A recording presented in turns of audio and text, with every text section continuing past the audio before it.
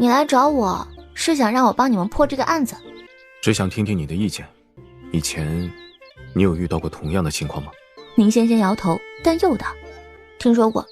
我很小的时候啊，师父出过一趟远门，回来之后就大病了一场，人差点就没了。后来他老人家足足养了小半年才好起来。我也问过他，是遇到了什么样的凶鬼恶煞，才将他老人家伤成这样的。师父却说是为同道中人所伤。师父说啊，就算都是修道，若道心不够坚定纯粹，也会起邪念，也就是一般人所说的心魔。而伤我师父的那位道长，原本是一个十分老实的前辈，可正因为他这也平平那也平平的，常常被人取笑，心生自卑之后，就迫切的想要变强。然后啊，他便偷偷练了某种邪术。师父没有跟我说过那位前辈练的是什么邪术，我只是隐约的记得，也是靠吸食人血变得强大，而被他吸过血的人都会精气全无，化为干尸。所以那个石道长也很有可能是练了邪术才会如此。这只是我的猜测，具体是不是还得我亲自去看看才行。对了，你们方便带我去看看吗？那9具干尸？不是很方便。你以为大理寺是随便什么人想进都能进的吗？那你们是随便什么人吗？我们当然不是什么随便的人了。但你还记得你现在是阁老府的千金吗？京城的那些大家小姐都是大门不出二门不迈的，你还想去衙门？您先懂了。哦，明白了，不能明着去，只能偷着去。那你俩晚上有空吗？偷偷带我去看看呗。13不语，慕容羽不语。宁仙仙于是又懂了。好吧，我知道了，去衙门不行，那带我去山里转转总行的吧？你想进山？你不是说你亲眼看到那人咬死一个樵夫吗？那就带我去那儿看看呗，说不定我能在那儿找到点线索。此事本就与你无关，你可以不管的。不行的，那人啊，若不尽快捉住，日日都会吸食人血，被他吸死的人越多，他就会越来越强大，到时候就控制不住了。就像我师父那次，他老人家之所以被伤得那么重，是因为伤他那个前辈前前后后吸死了100多个人呢。13一听又不说话了，见他沉默，宁仙仙问道：13哥，你是不是不想带我上山？13哥，你是不是不想带我上山？太危险了，你一个姑娘家的。我又不是一般的姑娘，再说了，不是还有你和慕容吗？你俩身手那么厉害，肯定能护下我的，对吧？刚才你也讲了，你师父被那个前辈所伤，差点没命。你觉得你比起你师父如何？那自然是比不得的。虽然他师父呢是个咸鱼之王，但毕竟多吃了好几十年的饭呢。不过13摆了摆手，突然认真。你若出事了，我们要如何向将军交代？宁仙仙一抬眸，对上他深如古井的眼，那些不过之后的话，愣是一句都没能说出口。一边的慕容羽看到这一幕，又一次惊掉了下巴。他家13哥什么时候脸皮这么厚了？居然自己拿自己当挡箭牌，行啊他！就在这时，小院外忽地传来一阵急促的脚步声。二小姐，您在吗？在的话应老奴一声吧，老奴是海归呀。海管事。哎呦，我的二小姐，你怎么跑到这儿来了？你快跟老奴回府吧，府里因您失踪都快乱套了。怎么了？您还问呢？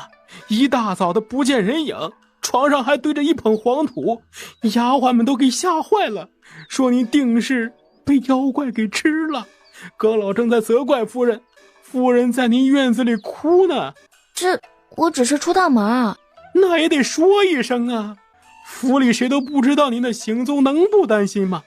得亏是老奴接您回来的这一路，也算是习惯了您的行事风格，这才自请出来找人的。还好是找到了，要是连老奴也找不到啊，就麻烦了。宁仙仙咂摸了一下嘴儿，觉得这大户人家的小姐也太难了，出个门还得跟这个报备跟那个报备的，忒麻烦了些啊。你等我一下，我跟13哥他们说一声就跟您回。说罢，他也不等海管事有所反应，扭身就回了院里。海管事的声音那么大，13和慕容羽都听得清楚。他一回来，慕容羽直接就问了：你早上出门没有跟家里讲？我就出来一会儿，马上就回去，以为不用讲呢。有人记得你才会担心你，至少不要让关心你的人害怕。我知道了，下次会注意的。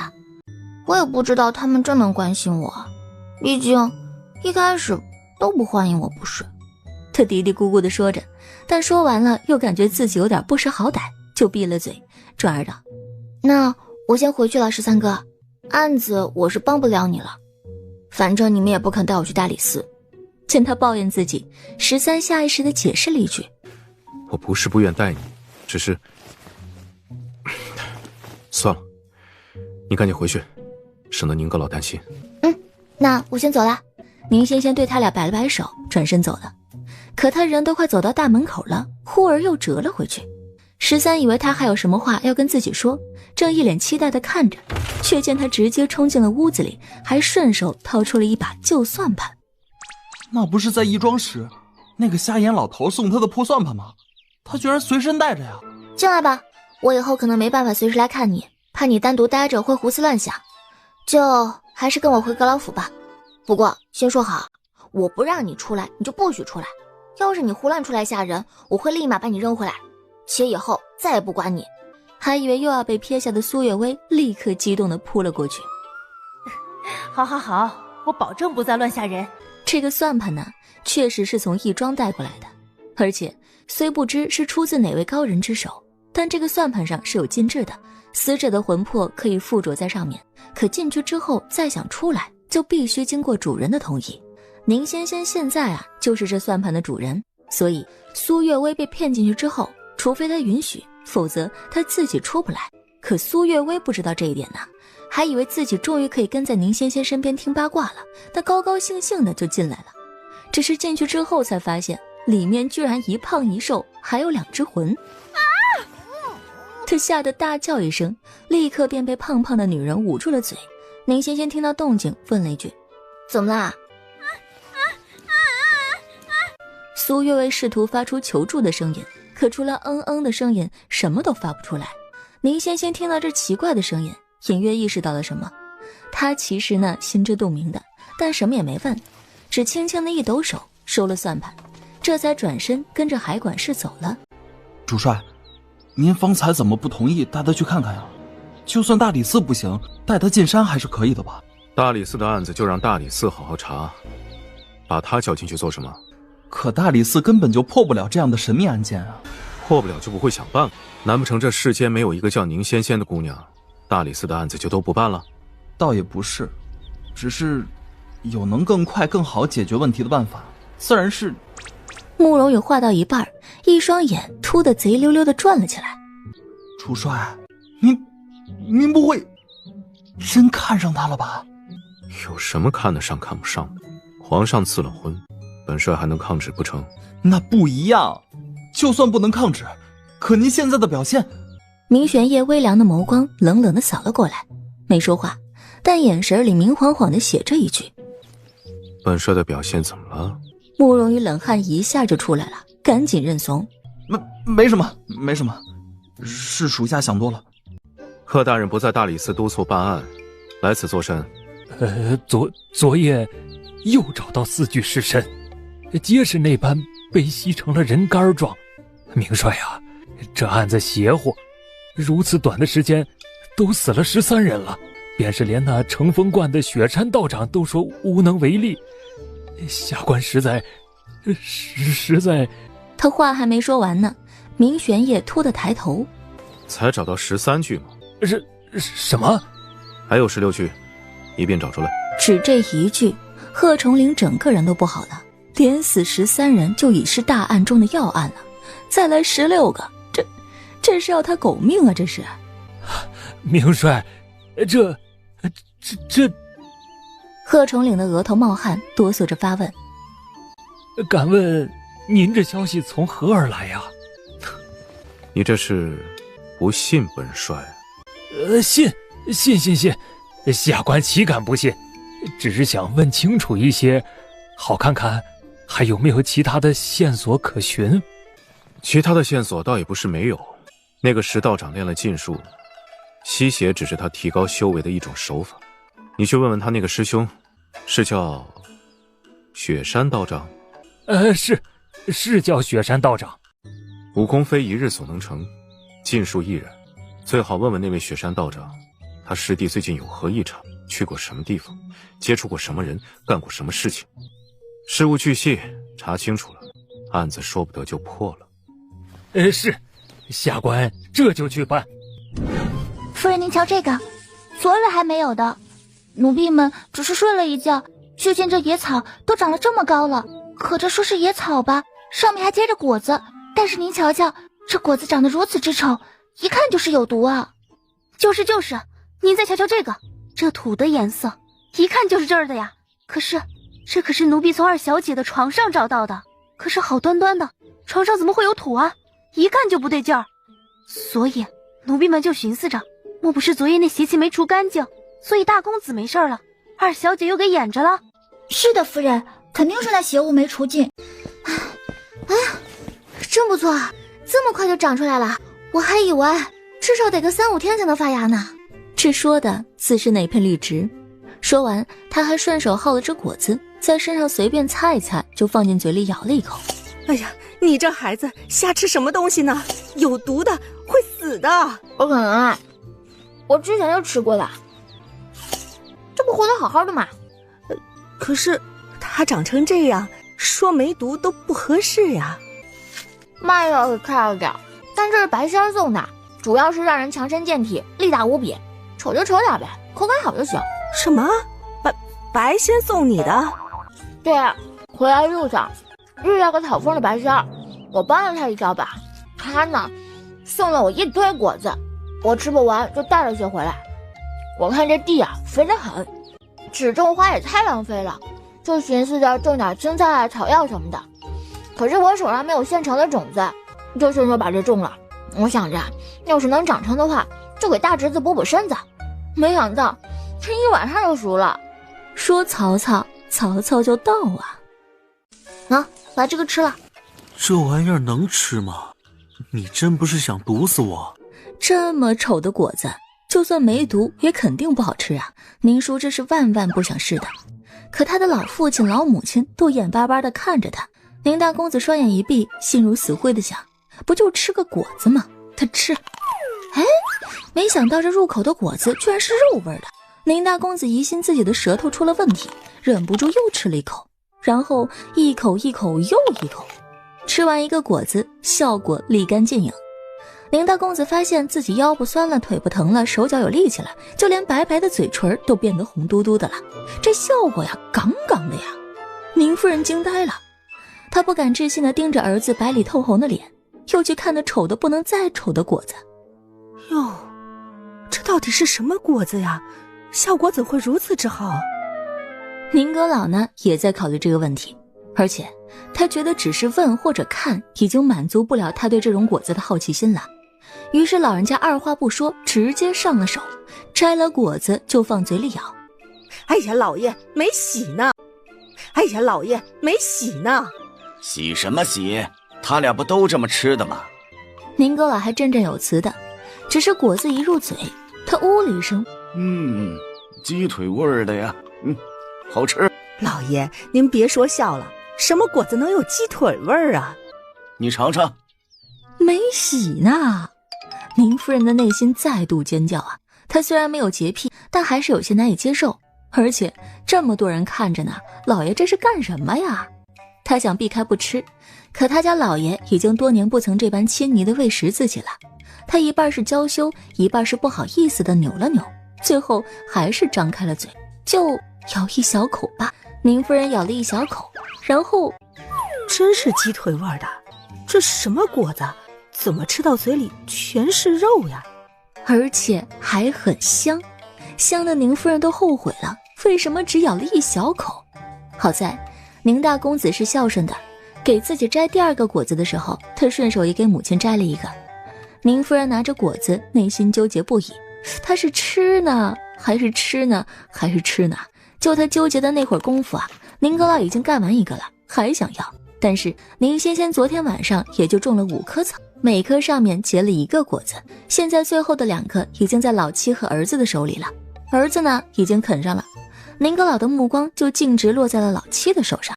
夫人，你是不是不想吃这个？那我……不等他把话说完，宁夫人已经果断地拿起果子大咬一口。真香啊，是真的香啊！哦，夫人，您好白呀！啊，白？宁夫人下意识地摸了把自己的脸，觉得容嬷嬷是不是疯了？她活了5、60岁了，还是第一次被人夸白呢。娘，您真的变得好白啊，气色也好，年轻了10多岁似的。一听这话，宁夫人的小心肝也突突地跳了起来。她疑心儿子也是在哄自己开心，结果宁阁老这个老直男听了容嬷嬷和儿子的话之后，也伸脸过来瞧了瞧，但他却说：哪儿白了呀？你娘平时不都这么白吗？划重点啊，划重点，他现在跟平时一样白，可平时他脸上至少要敷半斤粉呐。仙仙呀，这几株仙草什么时候能再结果呀？哎，这就叫上仙草了。宁仙仙暗自觉得好笑，但也没有明着驳宁夫人的面子，只摇了摇头说：我也不知道，第一次种，不过这几株呢是我昨晚种的，今天就结了，兴许明天又能结上呢。这不，边上还打着花苞呢。明天就能结呀？哎呦，那太好了！哎呀，太好了！宁夫人立刻挥袖一扬，用一副这就是朕为你打下江山的口吻对下人道：仙仙说得对啊，这么好的地儿种什么花啊？来人呐，给我把这些花花草草的全扯了，种菜种药种鲜果啊。倒也不必如此，不过既然宁夫人兴致这么高，她也不好泼人家冷水，只明说了这东西是白仙所赠，没有多余的种子。宁夫人顿时就萎靡了。啊，这就种不成了？倒也不是种不成，宁仙仙指了指刚才他们吃完果子剩下的核，这个或许可以试试。对呀，这不就是种子吗？赶紧的赶紧种上。然后便又种了4株。最后一粒果核被宁夫人小心翼翼珍之重之地捧在了帕子里。仙仙啊，嫂子最近新得了一个景泰蓝的花盆，可好看了，种这个刚刚好，要不我种在那盆子里，改天端来给你瞧瞧。好啊，宁仙仙应得十分痛快。宁夫人顿时一阵心安，这心安的同时，对这个加入他们小家庭的第4者的排斥感也尽数地抹除了。大人呐，二小姐说咱新安的大门有问题，用不得。有何问题？海管事便凑耳过去，叽叽咕咕地说了一通。门都换了，这么快？毕竟是大门，坑坑洞洞实在不像个样子。是以昨夜工部就来了人，连夜给换了新的。宁仙仙长长的哦了一声，目光停在那2扇大门上，认真地看了很久很久。海管事见他一直盯着大门瞧，眼神也有些不对，立刻警惕道：二小姐，这门可是有何不妥呀？桑树不上梁，槐树不下堂，虽不是做的门槛，但槐木做门也挺不吉利的，还是让大哥换了吧。只这一句，海管事脸色大变呢。别的且不提，这2句俗语他自是听过的，不说是富贵人家，便是农户家中盖房也会讲究这个禁忌啊。桑字同桑，若房梁为桑木所制，家中人便是头顶上整天顶着桑木，如同孝子顶桑一般，那是大不吉的。而槐字呢，与坏字同音，若家里的门槛用了槐木，每天都要从槐木上经过，便如同预言一出门就会遇见坏事，因此便有了槐木不下堂的说法。此事切不可声张。大人的意思是这门不换了？换，当然要换，但不能明着换，找几个手脚利索的，趁夜把门换下。至于那2扇有问题的门……宁阁老的目光一转，之后精明地落在了宁仙仙的身上。宁仙仙冷不丁地打了个激灵，感觉自己被什么东西给盯上了，下意识地回头，对上的可不就是他家老大哥那双精明的眼吗？然后他就被抓到了一边，问起了大门的事儿。趁夜换门不会打草惊蛇吗？若是有心害人，总不至于害过之后就不管了，至少得守个几天，看看害人的效果不是？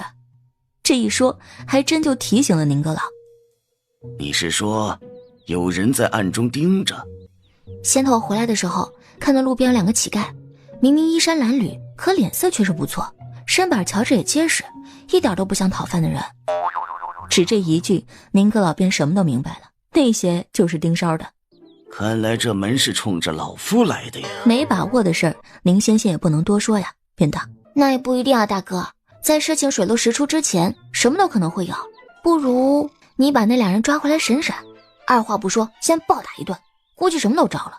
宁阁老沉默了，他觉得宁仙仙的法子过于简单粗暴，完全不符合他平时的儒雅作风啊。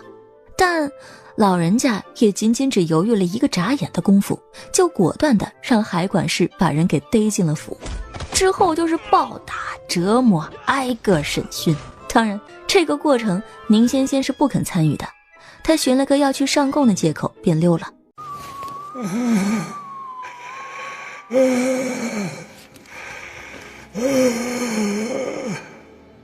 他是来寻仇的，因为宁仙仙坏了他的好事儿，让他变成了如此人不人鬼不鬼的模样。反正他如今不喝人血也活不下去了，那为何不先喝了这丫头的血呢？看他灵根不错，修为也不错，喝了他的血后，自己的修为也定能多翻1倍吧。于是他开始疯狂地扒拉瓦片。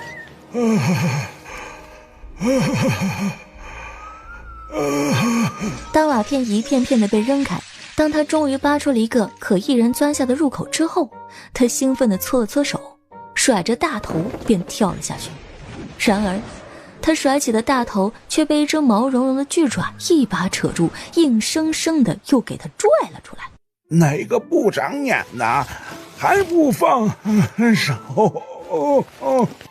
这狠话呢才放到一半，他赤红的双眼便被吓得猛地激突出来。月光之下，他眼底映出了巨兽的高大身形，同时映出的还有对方大张的血盆大口。白虎张开他的血盆大口，一口就咬下了石道长的脑袋，咯吱咯吱的咀嚼声中，他还嫌弃的吐槽：真难吃。将嘴里的人头咽下，白虎爪子里低令着的身体被垃圾一般的朝地上一扔。有个女生道：身子也吃了啊，别挑嘴。白虎却是不肯，还懒洋洋地打了个哈欠，然后虎尾甩动着，喵的一声变成了一只正舔着粉红脚垫的大白猫。大哥，你看看，你快看看，又不是什么好看的东西，催什么催？宁阁老深深地叹了口气，一个点头示意，立刻有府兵蹲下，替他掀开了那盖着尸体的那块布。哎呦，怎么没有头啊？且比起没有头，更叫人恐怖的是，这个人的脖子太细了，细的就跟一条麻绳似的。他脖子怎会如此？这真的是人吗？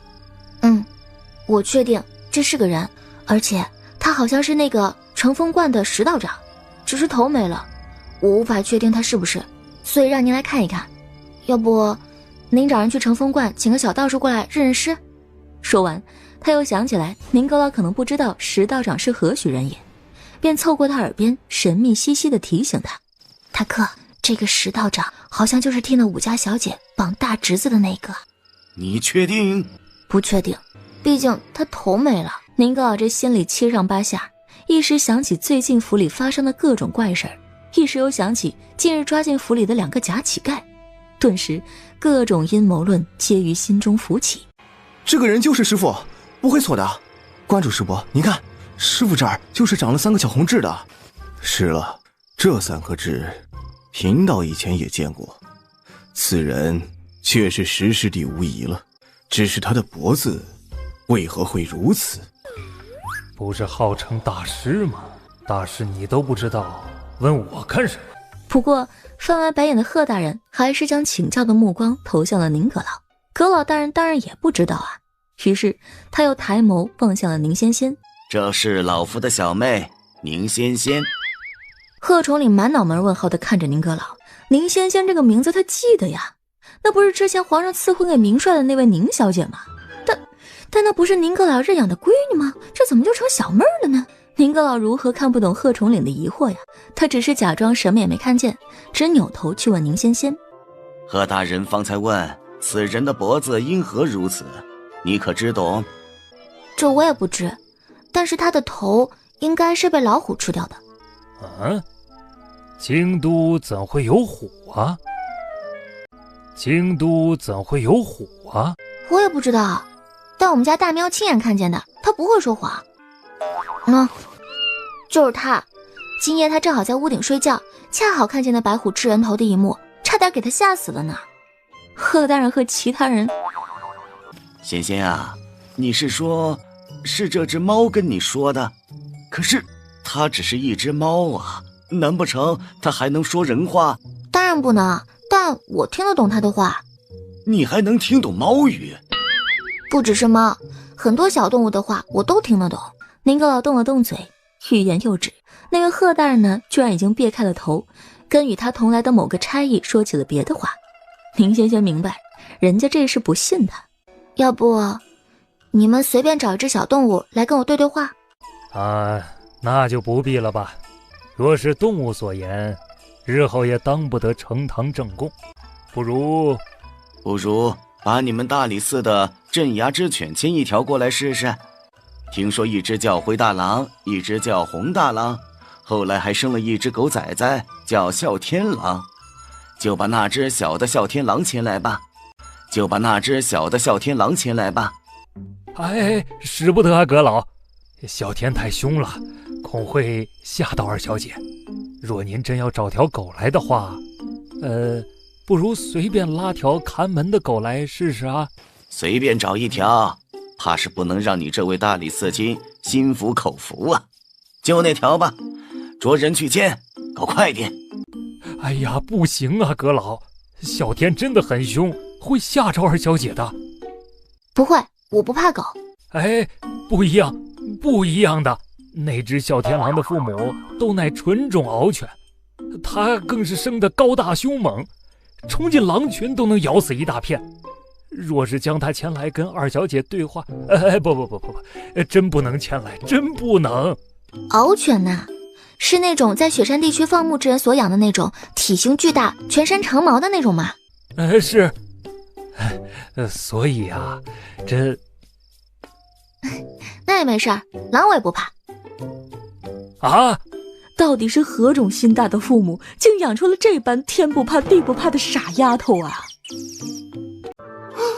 天哪，这是什么地方？为何会有如此强的杀气？我不去！救命啊！杀狗了！妈妈，快来救救你的狗儿子吧！大理寺内，灰大狼和红大狼突然各自打了个喷嚏。对啊，这狗呢也是会打喷嚏的，只不过今儿他俩一起打了，就还觉得挺新奇。红大狼道：老公啊，我怎么感觉听到咱儿子的声音了？咋可能呢？老婆，你一定是听错了，他不是被带出去执行公务了吗？早就走远了。可能吧，可我怎么总觉得咱儿子在叫我呀？他不会被谁欺负了吧？看你说的，咱儿子不欺负别人就行了，谁还能欺负他呀？那也是，那咱继续睡吧。于是红大狼便朝灰大狼那边凑了凑，两个狗子很快就又挨在了一起，呼呼的睡去了。这是咋的了？他这是受了什么惊吓吗？怎么叫成这样啊？咋可能是受惊了呀？咱们哮天只有惊到别人的份儿，哪有别人惊到他的份儿？你看看他那狰狞的表情，再看看他那疯叫的劲儿，我觉得他是兴奋的，肯定是这儿真有重犯，他迫不及待的要冲上去帮咱们抓人呢。你们这些愚蠢的人类，快放开我！这里有大妖啊！我马上要被吃掉了，你们快点放开我！他怎么不动了？哮天那个表情怎么像是在害怕呀？别扯了，一只老母鸡而已，人都不怕，哮天怎么会怕呀？别吃我肉很老的，一点也不好嚼。对于哮天的反应，阿花很是受用。他迈着高贵的犄角，一步一步地走向了哮天。哮天瑟瑟发抖，狗头都不敢抬一下。狗子，算你识相，本尊就不吃你了。待会儿乖点，知道吗？配合着我们家小主子点儿。啊，敢问大佬，您家小主子是谁啊？阁老府的二小姐宁仙仙，就是他们要带你来见的人。好的呢，大佬，狗子等下肯定好好配合您的小主子。那就这样吧，一会儿记得机灵点。哦，对了，小主子不知道本尊是谁，你也不许多言。好的，大佬，狗子知道了。感恩大佬，叩谢大佬。鸡同狗讲了一阵子，阿花终于迈着六亲不认的步伐离开了。大人，啸天带到。啸天突然嗖的一下直接窜出去了，贺重岭大惊失色。哎呀，不好，快拉住他，别让他伤了二小姐。然而他话还没说完呢，就见宁仙仙十分淡定地对着啸天竖了根手指。嘘，安静。啸天果然安静了，站在他跟前十分狗腿的吐舌头。小主子，是我就是我，我奉了大佬之命来配合你的，要我怎么配合？你快说。小主子，是我就是我，我奉了大佬之命来配合你的，要我怎么配合？你快说。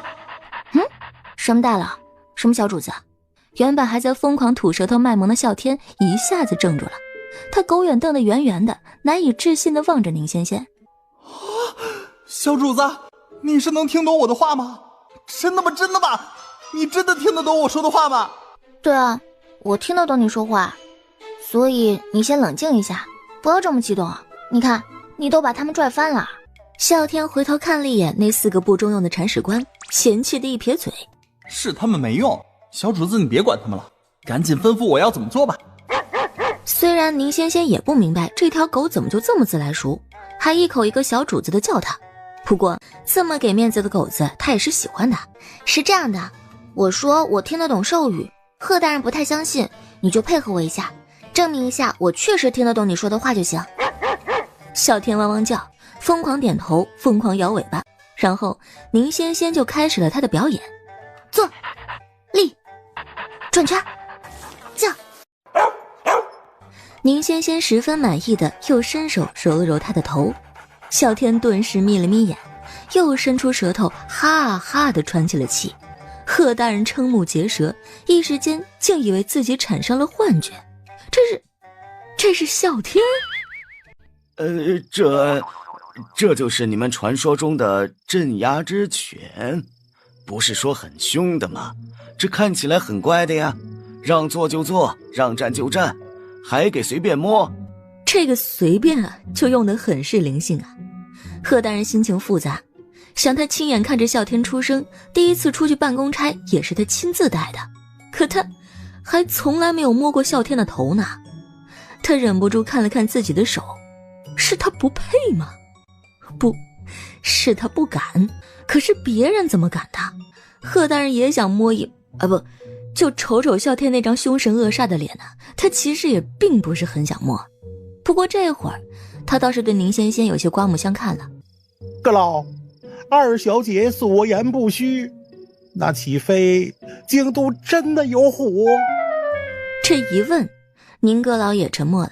若京都真的有虎，那问题可就大条了，他们府上就这般被牵连进去，之后呢，是福是祸实在是难以预料，他必须要趁早筹谋。而贺大人想的则是，这2个大悬案直接变成了一个，还是有着千丝万缕各种关联的，他到底要如何才能破得了这样的案呢？是不是干脆也得使出官大一级压死人和拖人下水的大招，直接把球踢给其他的人呢？虽然说这么做是有点缺德，但死道友不死贫道啊，那别人掉脑袋总好过他自己掉脑袋不是？阁老，此案内情复杂，牵连甚广，恐还与妖物有关。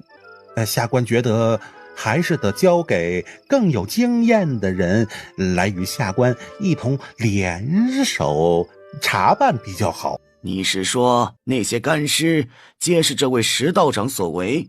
正是，此事明帅可为下官作证，他乃亲眼所见，做不得假。怎的又扯上了明帅？于是贺大人又如此这般的将案情的另一个细节又与宁阁老详细的说了一遍。既如此，让明帅也一起过来吧。哈，哈什么哈？让你着人去通知明帅，请他明日过衙一叙。宁阁老说着还催促道：还不快去！贺大人苦着脸，他不想去呀，为什么苦差都找他呢？偏这会儿呢，宁阁老还没完呢，他又说：对了，贺大人，能否借你大理寺点人手一用？老夫的家将身手虽也不弱，但毕竟不多，若再遇上这等入魔级别的恶徒，怕是也难以抵御。更何况府上之前还有猛虎出没，你看……应该的，应该的。只是您若真想借些人手保护府里周全，这找下官不如找明帅呀。您想想看，他手底下的家将可不比下官手中这些杂兵，那个个骁勇善战，以一当十啊。这一说，宁阁老还真是有些心动了，但这不大好吧？怎会不好？明帅不是您未来的成龙妹夫吗？那贵府有威，他派几个家将过来帮一帮，不也是应该的吗？那便劳烦贺大人了。不知自己怎么又要被劳烦的贺大人满脸的问号，不是，这怎么又成他的事儿了？可还是那句话呀，那官大一级压死人呐，人家宁阁老乃当朝首辅正一品，他小小大理寺卿不过正3品的官员，还能逆了人家咋的？于是乎啊，离了阁老府的贺大人又愁眉苦脸的直奔了将军府。你说阁老要跟本帅借兵？不是借兵啊，公子，是借几个身手好的家将过去护一下阁老府的安全。据说昨夜阁老府发生了命案，有个妖道死在了宁二小姐的院子里。只这一句，原本正在拆手术的明玄烨突然又抬头看了明管家一眼，明管家不由后背都挺得更直了些，赶紧补充道：不过公子您放心，二小姐没事，那道士已经死了，据说是被一只白虎咬到了头而死。白虎？贺统领说的？是，贺大人也只是随口提了提，多的也未与老奴讲。公子若想知道更多，可派人去请贺大人，或者直接派人去阁老府上问问。明玄烨摇了摇头，表示不必。主帅，此事您怎么看？这人手咱们借吗？属下倒是觉得此事不妥。皇上现在对主帅本就处处提防，事事猜忌，若此时借皇于阁老府，恐生事端呢。皇上现在对主帅本就处处提防，事事猜忌，若此时借皇于阁老府，恐生事端呢。可若不借，阁老府那边又如何推脱？更何况若信中所言属实，阁老府当真是被什么人给盯上了，那么宁二小姐是真会有危险的。她毕竟是……展离话到一半，眸光又斜了斜看似全不在意，实则竖着耳朵在听的明玄烨脸上。明玄烨假装没听，指右手的中指轻扣着桌面。这时慕容羽说话了：借，当然得借了。别的且不说，就那位石道长，咱们不都亲眼见过，那可不是什么普通的道长，是妖邪，他竟跑去了阁老府，这里头肯定大有文章。就算不必保护那位二小姐，也得着人过去瞧瞧。这不正好，名正言顺的，都不用偷摸着去查了。莫言玉闻声不语，只拿眼去瞧明玄烨。恰听他道：再等一日。四位副将并不知他所指的再等一日是何用意，但既然主帅都发话了，那自然就是乖乖的再等一日了。于是一日之后，料事如神的明帅便等来了皇帝的一纸圣诏。不过皇帝的圣旨虽是下了，但却同时下了2道，一道让他借人给宁阁老，另一道却是要他务必一定且必须抓到那头伤人的白虎。之前说要抓老虎也就罢了，若京郊找不到，大不了我们到其他山头去猎一头，可现在要白虎，别说是京都了，就是整个大越皇朝有没有白虎，咱们都无法保证啊，这要如何猎？莫言玉倒是神情淡淡，他说：何必忧心，皇上又不是真心想要这头白虎，不过是希望咱们主帅永远都猎不着罢了。猎不着，主帅就得一直猎，他这一时半会儿的也就别回边关了。君谦还小，听不太懂这里头的弯弯绕，就只是乖乖地站在一边听这几个哥哥说着担心的话。只有他们的主帅神色依旧如常，还用一种今晚吃什么的寻常口吻问他们：那宁阁老府上，你们觉得派多少人过去比较好？不是，这不正在说打老虎的事儿吗？怎么就说回宁阁老府上派人了？即使皇上下了旨，人太少怕也不行，可人太多了又有些招摇。不然就随便派属下4人中的1位，再带上40-50人过去，应该也差不多了。那就点个100人吧。既然主帅你都决定要点100人了，为何还要问我等？明玄烨像是看不懂他幽怨的眼神，又说道：此案牵连甚广，那贺统领虽不够绝顶聪明，但足够小心。他现在同时拖了刑部和京兆府下水，咱们也不能完全不提防。暗处的人先别动吧，干脆明着来。14去刑部，你爹性急又刚正不阿，不是他们的对手。你回去帮你爹盯着些，别叫他被人算计了。15去京兆府那边。苏世甲此人天生一颗玲珑七窍心，也只有你能勉强与他周旋一二。随后他目光落在慕容羽和君谦的身上。你们俩自行商议一下，谁去大理寺？言外之意就是剩下的那个人就是派去宁阁老府上保护宁二小姐的人选。自觉和宁仙仙还有点交情的慕容羽直接安排道：让17去吧，大理寺的那位贺大人还算好应付。也行，他去大理寺，你跟我去阁老府。此言一出，4名副将全都呆住了。他去大理寺，你跟我去阁老府。主帅，你要亲去阁老府，这怕是不妥呀。13去。可展离却想，这有什么区别啊？13不就是主帅，主帅不就是13吗？他觉得不妥，便极力反对。主帅，不可，太危险了。莫言玉的脑子向来最为活泛，见主帅如此，不由问道：主帅，您如此，可是有其他的考量？君谦的想法则最为简单，主帅去哪儿都行，只要带着属下就行。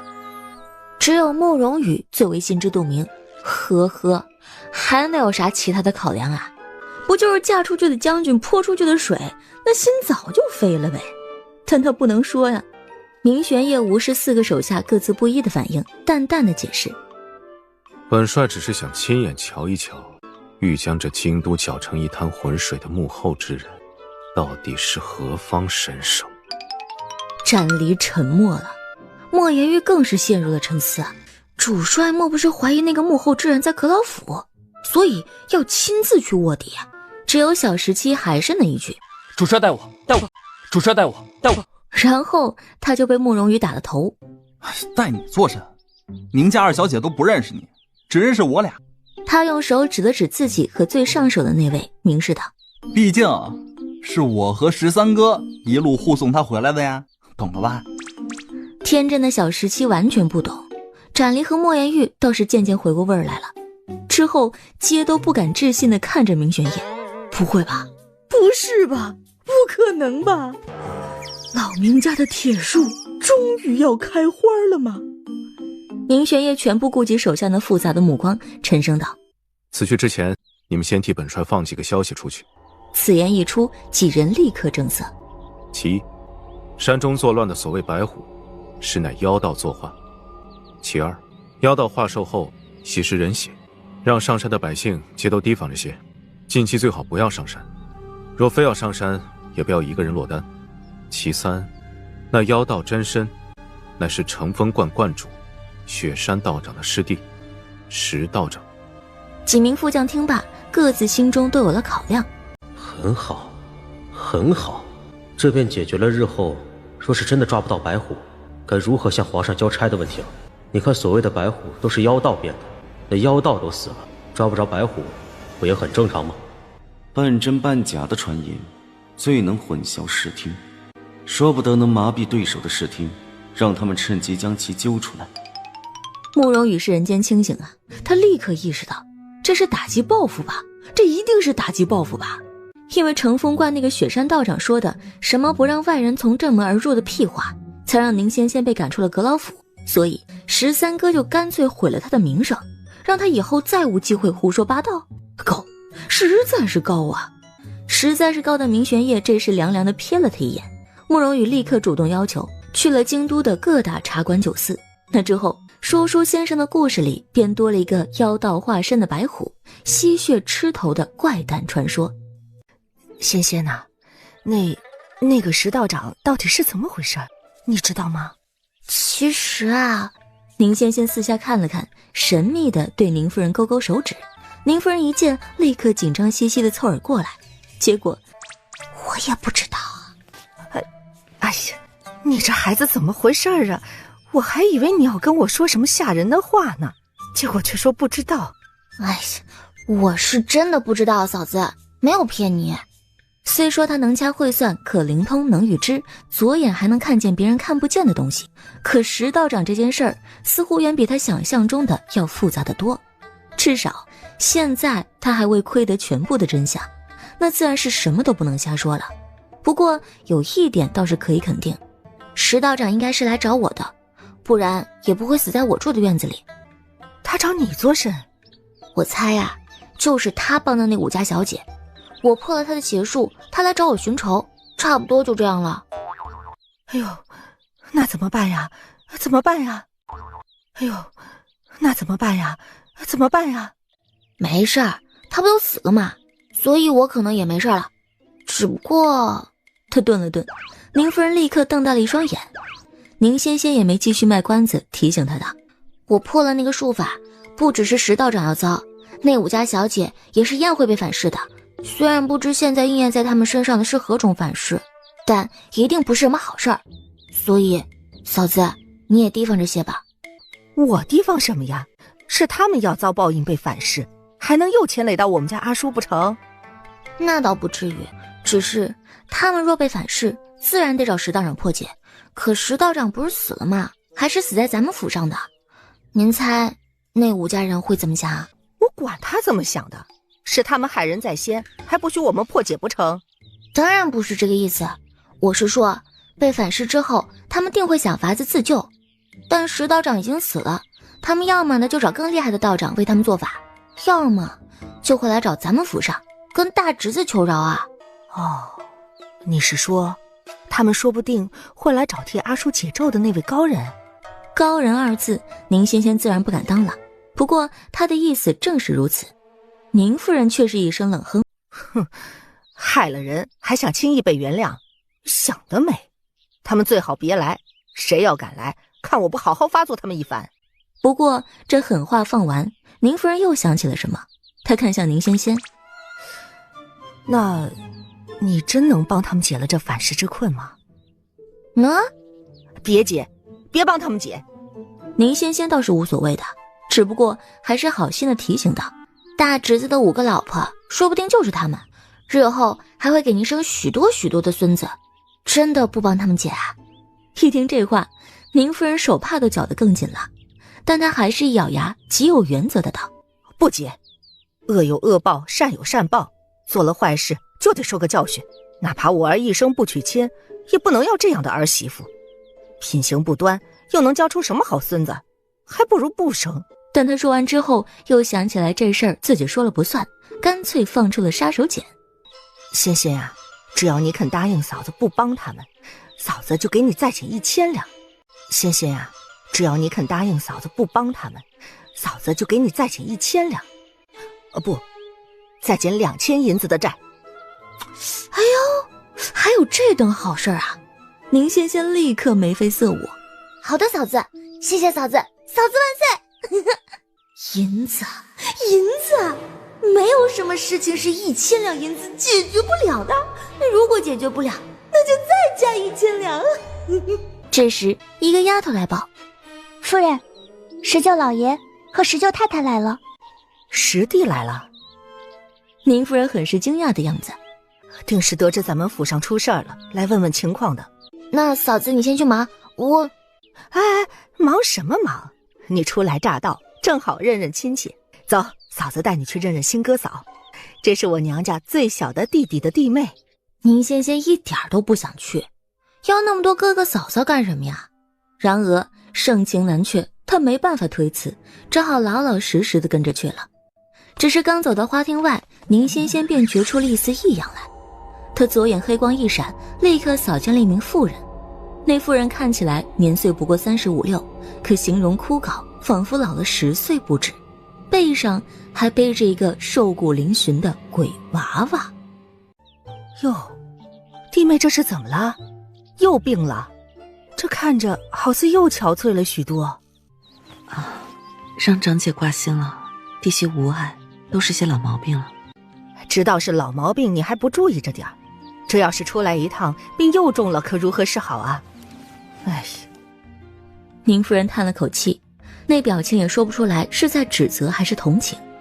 陶芳仪听了，心里顿时更加不是滋味。她也知道，无论是婆家还是娘家，她都是个不受待见的人。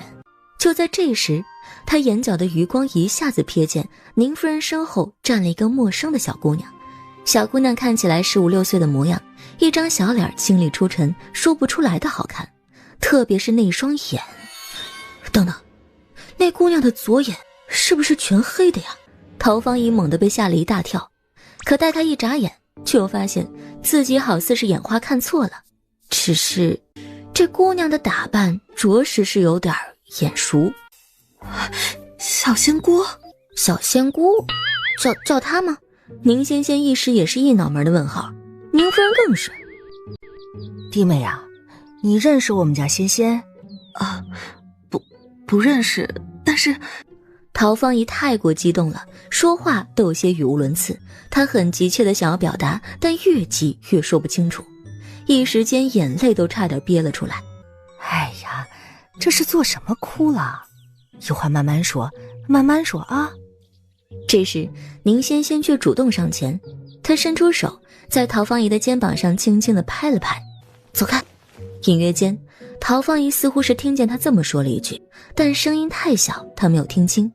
可正是那一拍，她原本驼了好几年的背一下子就伸直了。陶嫂嫂别哭，以后就好了，再不会难受了。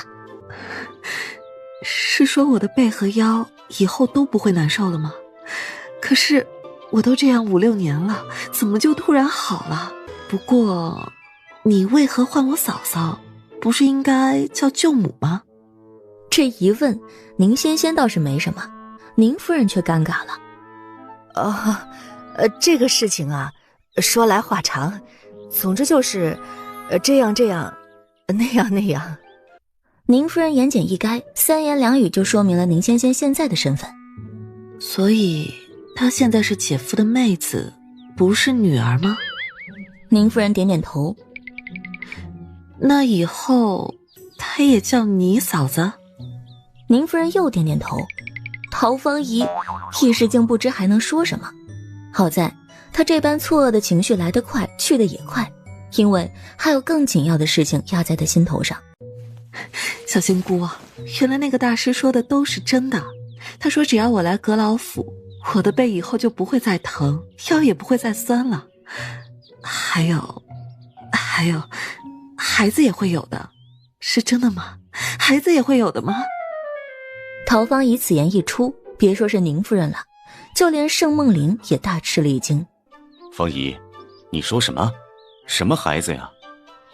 老爷，你听我说，昨夜我做了个梦，梦里遇到一位破衣烂衫的道长，他说我的病还有的治，只要来长姐的府上就能药到病除。他还给我看了一幅画像，画像里画的就是这位小仙姑。我本也是不抱希望的，可是老爷，没想到是真的。我现在肩不疼了，腰不酸了，好像真的是个没病的人了呀。这话要是别人说的，盛梦玲还未必会信，可多年夫妻，他很清楚妻子的为人，是不会说这样的谎话的。盛梦玲不由看向宁仙仙，却见她的目光直直地盯着花厅内的一个暗角，那里有一个小小的身影，是个瘦骨嶙峋的孩子，正是方才被他从陶芳仪背上拍下去的鬼娃娃。那鬼娃娃明显是在怕他，但又愤怒于宁仙仙将他从陶芳仪的背上赶了下来，所以正面目扭曲地冲他做鬼脸，这时宁仙仙注意到那鬼娃娃的嘴是张不开的，像是被黑色的绣花线给缝住了。正因如此，鬼娃娃也说不了话，只能冲他发出哼哼嗯嗯的呜咽声。